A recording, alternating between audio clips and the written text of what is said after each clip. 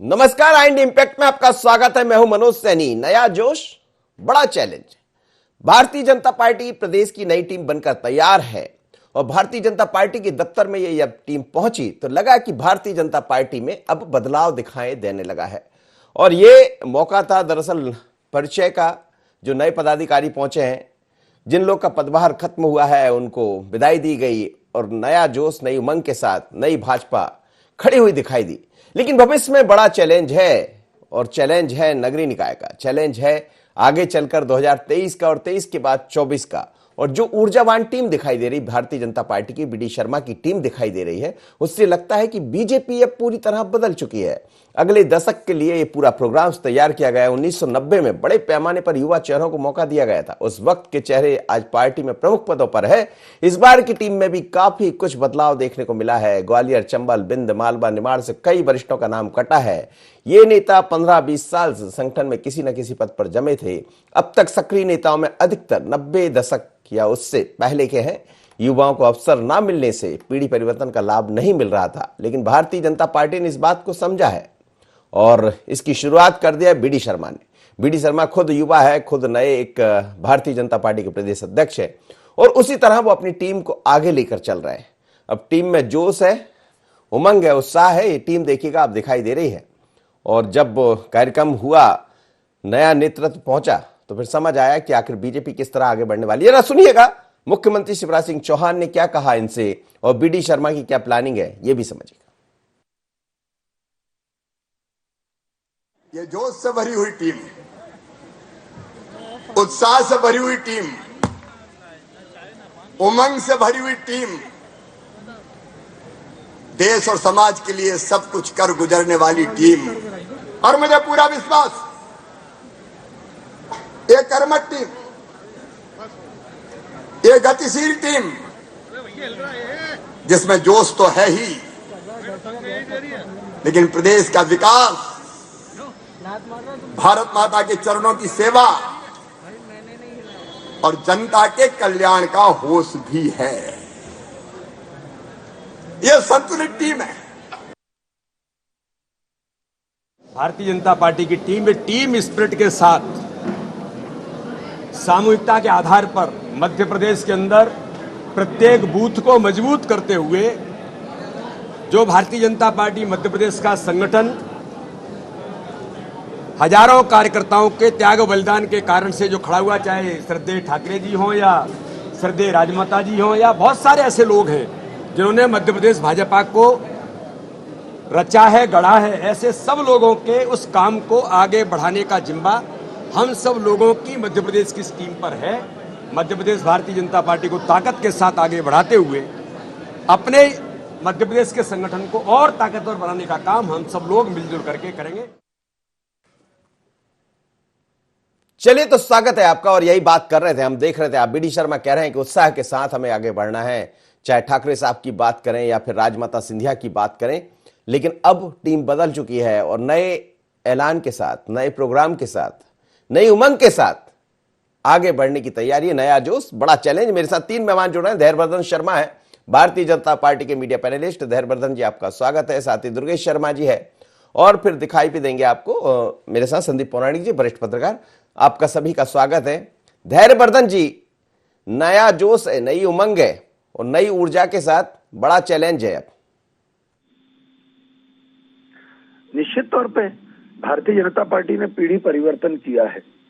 लंबे समय के अंतराल के बाद ऐसे नेता जो युवा मोर्चा से लेकर के संघ की पाठशाला से लेकर के तमाम 2-2 दशकों से काम सीख रहे थे, जो हमारी विचारधारा है उससे सराबोर होकर के अपने जीवन के बहुमूल्य समय को संगठन में खपाए हुए थे, उन लोगों को अवसर प्रदान किया नेतृत्व का, नई पीढ़ी को गढ़ने का। मध्य प्रदेश में सर्वस्पर्शी और सर्वव्यापी भारतीय जनता पार्टी को नया रूप प्रदान करने के लिए तो मुझे लग रहा है कि अब चूंकि चार्ज हो चुका है, ऑफिस बियरर्स सब सामने हैं, तब बैठकों का सिलसिला भी शुरू होगा। वरिष्ठ नेता अपने अनुभव के आधार पर भी उनको गाइड करेंगे कि कौन कौन से बिंदु उनकी प्राथमिकता में होने चाहिए। वे सब लोग भी, सबका व्यक्तिगत सुझाव अलग होता है और टीम बैठ करके जब निर्णय करती है तो श्रेष्ठ बिंदुओं में श्रेष्ठतम बिंदुओं का चयन होता है, हमारी प्राथमिकता में शामिल होना चाहिए। तो वह सब काम की व्यवस्था प्रारंभ होगी और निश्चित तौर पर नौजवानों के लिए यह एक प्रेरणा का विषय है कि जो लोग अभी उनसे जूनियर हैं वो भी इसी श्रद्धा और मनोयोग से काम करते रहें, उनको भी किसी दिन प्रदेश में नेतृत्व करने का अवसर मिलेगा। लेकिन बड़ी बात है, बड़ा परिवर्तन किया आपने, पूरी पीढ़ी बदल दी, ये बात बिल्कुल सच है। लेकिन इस परिवर्तन में कई ऐसे लोग भी रहे होंगे जिनके मन में मलाल रह गया होगा, पर जो कहा जाता है बीजेपी के बारे में वो करके आपने दिखा दिया है। भारतीय जनता पार्टी में किसी व्यक्ति विशेष की नहीं चलती है, संगठन का सामूहिक निर्णय होता है और हमारे बड़े लेवल पर जो विचारक हैं, जो हमारा थिंक टैंक है, वह सब इन चीजों पर लगातार विचार विमर्श करता रहता है कि भाई आने वाली पीढ़ी के लिए अगले 2 दशकों के लिए कम से कम कौन नेतृत्व दे सकेगा। और उन लोगों को आपने कहा भारतीय जनता पार्टी में नहीं चलता, तो कहीं और चलता है क्या? अब कहीं और तो क्या चलता है वो आपको दिख ही रहा है। वही घिसी पिटी सरकार, वही कमलनाथ जी, वो पूरी कांग्रेस और में खदबदाहट है कि कब इनसे पिंड छूटे, कब या को त्याग करके दिल्ली चले जाएं या फिर वानप्रस्थ आश्रम को ग्रहण कर लें, और वो तो है कि छोड़ने ही तैयार नहीं है। चलिए दुर्गेश शर्मा जी, भारतीय जनता पार्टी की टीम बीडी तैयार है, नए युवाओं को नया मौका दिया, ये चैलेंज भी है और एक रिस्क भी है बीजेपी के सामने, लेकिन बीजेपी रिस्क लेती है, आप क्या कहेंगे? उनकी आंतरिक मामला है साहब, तो रिस्क भी ले और कुछ भी करें। और मेरा बस अनुरोध यही है कि आप कितना भी रिस्क लें या कितना भी बदलाव लाएं या जो भी करना कहें करते रहें, कम से कम देश को आप दांव पे ना लगाएं। जिस तरीके की आज परिस्थितियां देश में हैं वो साफ बता रही हैं कि भारतीय जनता पार्टी पूरे देश को बर्बाद करने पे लगी। आप सत्ता संगठन में अपने नए लोग लाओ, पुराने लोग रखो, आप बाहर से लाओ नहीं लाओ, आपकी सोच क्या है वो आप जाने, पर आपकी सोच आज देश को विकृति की ओर ले जा रही है, पीछे की ओर ले जा रही है। जब हम पूरे देश को एकजुट कर रहे थे, जब हमने पूरे देश को ताकत दी, जब हमने पूरे देश को नई ऊर्जा के साथ में नए विकास के राह पर ले जाके खड़ा किया, अपने देश को समृद्ध किया, आप उस देश की संपत्ति को बेचने में लगे। आप प्रदेश के अंदर हालात देख लीजिए। आज प्रदेश में 15 वर्ष का कुशासन के कारण हम इस स्थिति में हैं कि बिना कर्जा लिए तनख्वाह नहीं बांट पा रहे हैं। आज प्रदेश के अंदर ये बातें कर रहे हैं कि साहब हमारी संगठन में 2000 खैर मुद्दे से अलग जा रहे हैं हम लोग। 2003 में भी तनख्वाह नहीं मिल रही थी, आपको याद होगा, और फिर ऐसा हो गया था कि जब भी खबर आती थी कर्मचारियों की तरफ से तो 1 महीने 2 महीने तक तनख्वाहें लेट होने लगी थी। तो कम से कम बढ़ तो रही है सरकार। सुन लीजिए, 2003 और 2015, 18 और 21 कितना फर्क है कि 2003 में देश के अंदर आप स्थितियां ये थी कि हम पे पूरे वर्ल्ड से आप पाबंदियां लगी हुई थी, क्योंकि हमने देश में परमाणु बम करके अपनी ताकत का परचम फहराया था। तो विश्व में हम पे हमारे ऊपर बहुत सारी बंदियां लगी थी, जिनके कारण हम कहीं ना कहीं अपने आप को नए तरीके से सृजित कर रहे थे पूरे भारत के लिए। कोई एक मध्य प्रदेश की बात नहीं कर रहा हूँ, उस समय केंद्र में अटल बिहारी वाजपेयी जी बैठे थे, वो भले मनमोहन सिंह जी और इंदिरा जी के टाइम के बनाई हुई संस्थाओं के माध्यम से जो हमने परमाणु बम तैयार किया था उसका विस्फोट उन्होंने आते साथ करके अपने खाते में लिया था। अच्छी बात है, देश का जो प्रधानमंत्री होगा वो उनको उसका सम्मान मिलता है, पर पाबंदियां तो लगी थी उस समय। अमेरिका ने हमारे पे लगाया था, वर्ल्ड बैंक हमको पैसा नहीं दे रहा था, सब चीजें थी। ऐसी परिस्थितियों में हम किस संकट में थे, किस उसमें थे। आप कह रहे हो कि साहब तनख्वाह नहीं मिल रही थी, मेरे को तो ऐसा नहीं याद है कि तनख्वाह नहीं मिल रही थी। हाँ, ये बात जरूर थी कि छटनी हो रही थी, क्योंकि वो नियमानुसार कुछ ना कुछ छटनियां होनी थी, वो सब चल रहा था। लेकिन हम संगठन की बात कर रहे हैं, संगठन में बदलाव देखने को मिल रहा है। बीजेपी कह रही है, अभी आप सुन रहे थे कि कांग्रेस के तो वही हाल है। हम अपनी संपत्ति नहीं बेच रहे थे, हमने रेलवे नहीं बेचा, हमने एयरपोर्ट नहीं बेचा, हमने पेट्रोलियम मंत्रालय नहीं या पेट्रोलियम विभाग नहीं बेचा, कंपनियां नहीं बेची। आज देश में हर जगह बेचवाल की दुकान लगा रखी है। जी चलिए, मैं लौट रहा हूं संदीप पौराणिक जी से बात कर लेते। संदीप जी, नई टीम बनकर तैयार है और बड़ा चैलेंज है सामने, नगरीय निकाय भी है, फिर उसके बाद 2023 है, लेकिन बड़ा परिवर्तन भारतीय जनता पार्टी में मध्य प्रदेश में देखने को मिला। मुझे लगता है अरसे के बाद, 90 के दशक के बाद जो लोग काम कर रहे थे अब वो दूसरी सेवा में नजर आएंगे बीजेपी में। लेकिन नए युवाओं के साथ एक बड़ी रिस्क ली है भारतीय जनता पार्टी ने, हालांकि दुर्गेश शर्मा कुछ और कह रहे थे।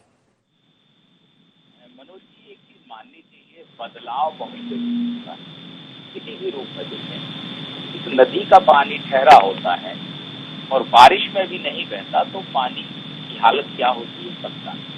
इसलिए बारिश आती है, पानी बह जाता है, वो फिर पानी में ताजगी आ जाती है।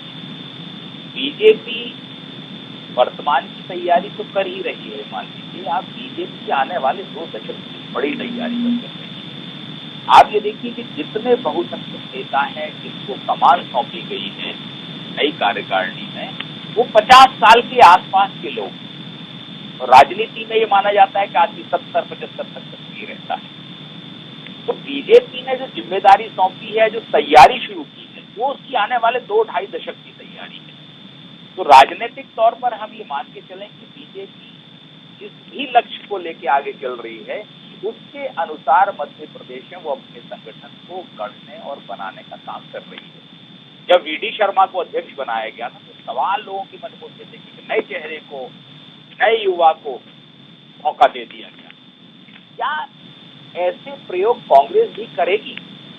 कांग्रेस की ऐसा नहीं है कि कांग्रेस के पास अच्छे चेहरे नहीं हैं, 50-55 साल की उम्र के नेता नहीं हैं, लेकिन कांग्रेस का जो परंपरा है, कौन किसके गुट का है, किसकी किससे करीबी है, किस आधार पर उसे जिम्मेदारी दी जाती है, यही कारण है कि कांग्रेस में वो चेहरे नजर आते हैं जो आज से 30 साल पहले भी नजर आते थे, 40 साल पहले भी नजर आते थे, वही आज कमान संभाले हुए हैं।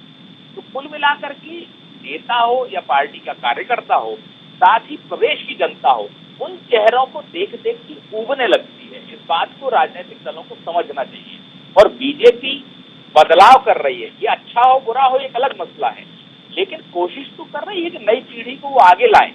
कांग्रेस को भी बीजेपी से कम इस मामले में सीख तो लेनी ही चाहिए। आलोचना कर सकते हैं, आप राजनीतिक दल में हैं, लेकिन सीख लेने का भी अवसर है कि वो किस तरह के प्रयोग कर रहे हैं, वो किस तरह की तैयारी कर रहे हैं। आप भी अगर ऐसे प्रयोग करेंगे, क्योंकि आप सत्ता से बाहर तो हैं ही लंबे समय से, सत्ता मिली थी फिर आप सत्ता से बाहर हो गए, इसलिए प्रयोग करने से पार्टियों को नहीं कतराना चाहिए और नए चेहरों को मौका देना चाहिए। अगर वाकई में बीजेपी का यह प्रयास जो उन्होंने अभी किया है ये सफल हो जाता है, तो आप मान के चलिए कि आने वाले 2 दशक के लिए एक मजबूत संगठन होगा एक राजनीतिक दल के पास। दुर्गेश शर्मा जी, यही सवाल है, यही मैं आपसे कह रहा था। हम चले गए थे कहीं और कि परिवर्तन तो करना पड़ेगा, परिवर्तन की तरफ बढ़ना पड़ेगा। आपकी सत्ता में जरूर कुछ नए युवा चेहरे देखने को मिले, लेकिन संगठन से ही सत्ता बनती है, संगठन से ही सत्ता बढ़ती है, क्या कहेंगे? बिल्कुल मनोज जी, परिवर्तन हमारे यहाँ भी आपको देखने को मिला होगा। हम सत्ता में आए थे, जितने मंत्री थे सब युवा मंत्री थे, पहली बार के मंत्री थे। हमने प्रयास पूरा किया। आज संगठन में भी हमारे पास में सब जो साथी हैं, मैं मीडिया विभाग में काम कर रहा हूँ, मेरे पास में जितने मेरे सहयोगी हैं उसमें 1 या 2 सीनियर है, बाकी सारे के सारे नए साथी हैं। हम सब साथियों को, नए को पुराने को सामंजस्य करके मिला के चलते हैं। भारतीय जनता पार्टी में जिस तरीके का काम है वो जाने, उनकी कार्यशैली है। मैं तो यही कहूंगा कि अच्छी बात है कि आप नए युवाओं को ला रहे हैं आप संगठन में, पर आपकी सोच सिर्फ अपने लिए है, देश के लिए नहीं है। और हमारी सोच सबसे पहले देश और प्रदेश के लिए, जनता के लिए है। हम यही आपसे अनुरोध कर रहे हैं और इनसे भारतीय जनता पार्टी से अनुरोध कर रहे हैं कि आप देश के लिए सोचना शुरू कर दो।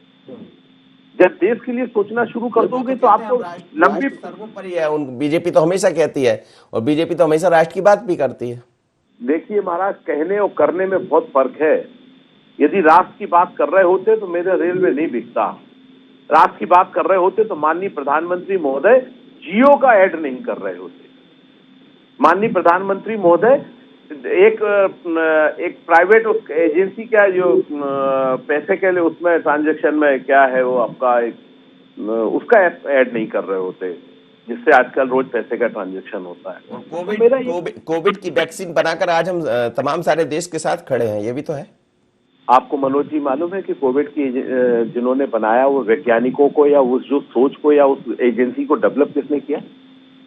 इसमें भारतीय जनता पार्टी का कहाँ योगदान है, बता दीजिए मुझे। आज देश के अंदर जो व्यवस्थाएं हैं उसमें कौन सी ऐसी व्यवस्था भारतीय जनता पार्टी ये कहेगी कि हमने ये व्यवस्था बनाई है जो भविष्य में आपके और हमारे काम आएगी?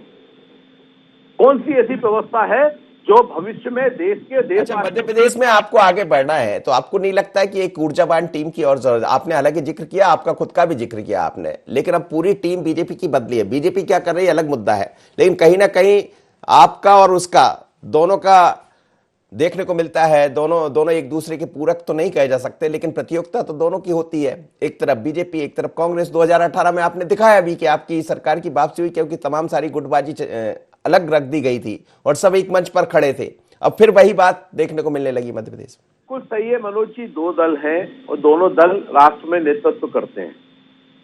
मेरा एक ही अनुरोध है भारतीय जनता पार्टी से कि आपने युवाओं को आगे लेके आए, बहुत अच्छी बात है, आना चाहिए। और जब तक युवाओं को नई सोच को, नई ताकत को आप आगे लेके नहीं आओगे तो देश को नया ताकत नहीं मिलेगी, नई सोच नहीं मिलेगी। हम भी यही करते आए हैं। आप देखिए, हमारा राष्ट्रीय अध्यक्ष राहुल गांधी जी बने, सबसे युवा राष्ट्रीय अध्यक्ष थे पूरे देश में। मैं उसके अलावा मेरा ये कहना है कि सोच में जो आप ट्रेनिंग देते हैं, इनके अच्छे ट्रेनिंग कैंप चलते हैं। मैंने अभी इनके ट्रेनिंग कैंप चले तो मेरे इनके जो एक दो ट्रेनर थे उन लोगों से चर्चाएं हुई, तो उसमें उन्होंने मुझे बताया कि हमको ये सिखाना होता है। अब राष्ट्रभक्ति सिखाना नहीं होता है कोई चीज, राष्ट्रभक्ति होता ही आदमी के जीवन में कर्म से और आदमी के आसपास के वातावरण से पैदा होती है राष्ट्रभक्ति। धैर्यवर्धन जी, वो कह रहे हैं कि आपकी ऊर्जावान टीम तो है लेकिन आप सिखाते कुछ और है। मनोज जी, मेरे साथ अन्याय हुआ है। वैसे तो आपको नहीं, अन्याय नहीं हुआ। मैं अन्याय नहीं हुआ, मैं न्याय इसलिए कर रहा था कि कुछ सवाल थे कांग्रेस के, तो मैंने सोचा पहले कर लूं। आपको पूरा मौका दे रहा हूं, आप अपनी बात कीजिए। दुर्गेश जी विषयांतर कर रहे हैं, दुर्गेश जी सफेद झूठ बोल रहे हैं, और दुर्गेश जी बात पूछ रहे हैं आप कटनी की, ये पहुंच रहे हैं कोयम्बटूर, पता नहीं क्या किए जा रहे हैं। क्या बात कर रहे हैं आप? क्या वो दिवाली का बम फोड़ा था क्या अटल जी ने? कितनी सहजता से आपने बता दिया। कलेजा चाहिए था वो बम फोड़ने के लिए, परमाणु विस्फोट करने के लिए। क्या कर पाए थे राजीव गांधी जी? क्या कर पाए थे नरसिम्हा राव जी? ये अटल जी ने कर दिखाया, और आपकी जुबान पर तारीफ के लिए दो शब्द भी नहीं निकले। या तो विषय पे बात मत करो, या कम से कम सहृदयता के साथ, उदार हृदयता के साथ दो शब्द तो बोलो। आपने इतनी सहजता से कह दिया। आप मीडिया में झूठ परोस रहे हैं लगातार कि हम रेलवे बेच रहे हैं, हम पेट्रोलियम कंपनियां बेच रहे हैं। क्यों बेच रहे हैं भाई? रेलवे की स्थिति में कितना सुधार किया जा रहा है। आपकी पटरी बदलने की और आपका इलेक्ट्रिफिकेशन करने की क्या स्पीड थी? भारतीय जनता पार्टी की सरकार आने के बाद वो दुगनी और चौगनी हो गई है। तीसरी रेलवे पटरियां जगह जगह दिखाई पड़ रही हैं। आप डबल ट्रैक के बाद थर्ड ट्रैक पर जा ही नहीं पा रहे थे। रेलवे स्टेशनों में तमाम सुरक्षा व्यवस्था की जा रही है। हाईवे जो सड़कें गांव गांव में पहुंच रही हैं, ये अटल जी के द्वारा चालू हुआ और मोदी जी ने उसको गति प्रदान की है। किन किन बातों पे आप बात करोगे? आप जिन संस्थानों का उदाहरण दे रहे हो वो कंगाल हो गए थे, उनका कोई काम नहीं बचा था, वो कुछ नया निर्माण नहीं कर पा रहे थे, उनका मनोबल टूट गया था क्योंकि आपको कोई वास्ता नहीं था। एक नंबर की दलालों की पार्टी कांग्रेस बाहर से हथियार खरीदने में भरोसा रखती थी। ये तो भारतीय जनता पार्टी की सरकार है जिसने इनको संजीवनी दी है, जिन्होंने इनकी पीठ पर हाथ रख के कहा कि फिर से प्रयोग करो, नए नए आयुध बनाओ, नई नई सामग्रियां बनाओ, भारत सरकार खरीदेगी, भारत की सेना खरीदेगी, और हम लगातार खरीद कर रहे हैं। धैर्यवर्धन जी, अब ये भी बता दीजिए कि जो नया चैलेंज आपके सामने, आपकी टीम तैयार है, जोश खरोश के साथ तैयार है, लेकिन बड़े कुछ चैलेंज है। नगर निगम आपके सामने चुनाव है, उसके बाद 2023-24 है, तो क्या 2 दशक की व्यवस्था भारतीय जनता पार्टी ने कर ली है? निश्चित तौर पर पीढ़ी परिवर्तन होता है। हम सब ने देखा है, किसी जमाने में डॉक्टर श्यामा प्रसाद मुखर्जी और पंडित दीनदयाल उपाध्याय जी थे, उसके बाद अटल अडवाणी जी के साथियों ने भारतीय जनता पार्टी को आगे बढ़ाया, उसके बाद राजनाथ सिंह जी, मोदी जी, गडकरी जी, सुषमा जी, अरुण जेटली जी, इन लोगों ने भारतीय जनता पार्टी को आगे बढ़ाया, वेंकैया नायडू जी ने। अब एक और नया दौर चल पड़ा है, अब और नए लोगों को नेतृत्व दिया जा रहा है। ये सब स्थितियां हमेशा से भारतीय जनता पार्टी में बनाई जाती है, निर्मित की जाती है, और पूरे योजना के साथ, ताकत के साथ इसको लागू किया जाता है। और हमने केवल राष्ट्रीय और प्रांतीय नेतृत्व पर ही परिवर्तन नहीं किया, हमने मंडलों में 40 वर्ष के मंडल अध्यक्ष बनाए, उनके बाद नई टीम आई है, आज वहां मंडलों में नेतृत्व कर रही है। और राष्ट्र के लिए तैयार कर रहे हैं ना आप। कांग्रेस कह रही थी राष्ट्र की आपको चिंता नहीं है। प्रशिक्षण की बात कर रहे हैं ना, वो कोमल मन पर, उस नई पीढ़ी पर जाकर के तमाम हमारे महापुरुषों के आदर्शों के उदाहरण हमारे वक्ताओं ने प्रस्तुत किए, ताकि उनके विचार में भी दृढ़ता आए, राष्ट्रभक्ति का ज्वार उनके मन में भी तूफान बन के उठे। इसलिए हम उनका निर्माण करते हैं, उनको अवसर देते हैं कि आप इस विचार पर चल करके समाज का नेतृत्व करें। ये मखौल उड़ा रहे हैं और राहुल गांधी का उदाहरण दे करके पूरे पाप धो लेना चाहते हैं आप। राहुल गांधी को नेतृत्व देने में किसके भलाई है, प्राइवेट लिमिटेड पार्टी इसके अलावा कर भी क्या सकती थी। ठीक है संदीप जी, आप सुन रहे दोनों को, खैर कुछ अलग भी दिखाई देता है, लेकिन सवाल यही है, आपने कहा कि भारतीय जनता पार्टी की यदि ये टीम सफल हो जाती जैसा दिखाई दे रहा है, हालांकि असफलता का कोई वो नहीं होता पैमाना भारतीय जनता पार्टी के संगठन में, जब जब मौका मिला है संगठन सफल होते दिखाई दिया और संगठन से ही सत्ता तक पहुंचा है बीजेपी में, ये पहचान भी होती। लेकिन बड़ा चैलेंज है आने वाले दिनों में, तो क्या ये बी डी शर्मा टीम जो बनी है नई, वो इसको पूरा कर पाएगी? देखिए मनोज जी, चुनौती तो है नई टीम के सामने, उसका बड़ा कारण है क्योंकि कई वरिष्ठ ऐसे नेता हैं जो मंत्रिमंडल में जगह पाना चाहते थे, मंत्रिमंडल में जगह नहीं मिली तो संगठन में जगह चाहते थे। उन लोगों में असंतोष स्वाभाविक है। जो नई टीम होगी, या यूं कहें कि प्रदेशाध्यक्ष वी.डी. शर्मा के लिए उन लोगों को संतुष्ट करना या उनको संभाल के रखना बड़ी चुनौती होगी। हम अजय विश्नोई को देख ही रहे हैं कि उनके किस तरह के ट्वीट आते हैं। लेकिन एक बात और भी है कि बीजेपी एक ऐसी अनुशासित पार्टी है जिसमें आप एक हद तक आगे जा सकते हैं, एक सीमा है उसमें तय है, जिसको लक्ष्मण रेखा कहें, उससे आप पार हुए तो फिर पार ही गए आप, मान के चलिए आप, फिर आपकी राजनीतिक तौर पर और संगठन में और पार्टी में कोई हैसियत नहीं रहती। हमारे सामने बहुत उदाहरण है ऐसे, जिन लोगों ने बगावत की या संतोष दिखाया। तो बीजेपी का नेता एक सीमा तक तो विरोध करता है, लेकिन जब उसको लगता है कि उसके विरोध का भी कोई असर नहीं होता तो वो शांत बैठ जाता है। कांग्रेस में ये स्थितियां नहीं है। कांग्रेस में अगर विरोध शुरू होता है तो उसे संभालने वाला कोई नहीं है। बीजेपी में अनुशासन का डंडा है, लेकिन कांग्रेस उसे लोकतंत्र की बात कहती है, आंतरिक लोकतंत्र की बात कहती है। मेरा ये मानना है कि आप किसी को आजादी दीजिए, अभिव्यक्ति की भी आजादी दीजिए, अपनी बात कहने की आजादी दीजिए, लेकिन उस पर अनुशासन का भी डर होना चाहिए। अगर अनुशासन का डर नहीं होगा तो परिवार नहीं चलते। ये तो एक बड़ा संगठन है। तो कांग्रेस को मेरी अपनी व्यक्तिगत राय है, कम से कम बीजेपी से इस मामले में सीख लेनी चाहिए, क्योंकि जब संगठन होगा, पार्टी मजबूत रहेगी, आप सत्ता में आएंगे, तब आप देश और समाज की सेवा कर पाएंगे ना। लेकिन अगर आप राजनीति से ही बाहर हो जाएंगे, आपका अस्तित्व ही खत्म हो जाएगा, तो फिर क्या कर पाएंगे आप देश और समाज के लिए। इसलिए बेहतर ये होगा कि राजनीतिक दलों की कमी निकालने की बजाय जरूरत पड़ने पर उनसे सीख भी ली जाए। जरूरी नहीं है कि उनकी जो कमियां हैं उसे सीखें, जो उनकी अच्छाइयां हैं उन्हें भी तो आप सीख सकते हैं ना। बिल्कुल दुर्गेश जी, कई दफा आगे बढ़ने के लिए किसी के पास कोई अच्छाई होती तो उसको ग्रहण करते हैं, किसी के पास यदि बुराई दिखाई देती तो हम अपनी अच्छाई पे आगे बढ़ते हैं। अनुज जी, उसमें कोई बुराई नहीं है और हम इसमें किसी चीज, जो अच्छी चीज है उसको आत्मसात करने में पीछे भी नहीं हटते। पर जो बात आ रही है कि भारतीय जनता पार्टी का सत्ता में वो या संगठन को बदलाव करते हैं, ठीक है, वो जिस तरीके से भी करते हो। हमारे यहाँ शहन धीरे धीरे सामान्य प्रक्रिया में बदलता जाता है। हमारे राष्ट्रीय प्रभारी महासचिव देख लीजिए, युवा है। हमारे बहुत सारे नेतृत्व हैं जो नए नए नेतृत्व पैदा हो रहे हैं, नए नेता हमारे बन रहे हैं और गठे जा रहे हैं, आगे बढ़ रहे हैं। अभी धैर्यवर्धन जी बड़े उससे दुहाई दे रहे थे कि तीसरा रेलवे लाइन। धैर्यवर्धन जी, मैंने ये बोला था आपने कुछ एक आध किया हो देश के लिए या आपकी तो सरकार ने कोई ऐसी चीज, तो उसका उदाहरण दो। वो रेलवे लालू प्रसाद यादव जी, मनमोहन सिंह जी के सरकार के सामने के समय में प्रारंभ हुआ था, तीसरी रेलवे लाइन। जो परमाणु बम की मैंने बात बोली थी जिसमें आपको बड़ा दर्द हुआ था, वो अटल बिहारी वाजपेयी जी को कांग्रेस शासन के दौरान बना हुआ बम मिला था, जिसको फोड़ने का मौका मिला था। अच्छी बात है ना, फोड़ने की हिम्मत। बम के साथ दम भी चाहिए रहता है। हमने वो परमाणु बम तैयार किया था फोड़ने के लिए, घर में रखने के लिए नहीं जी। वो समय आपका आ गया कि आपने उसको फोड़ लिया।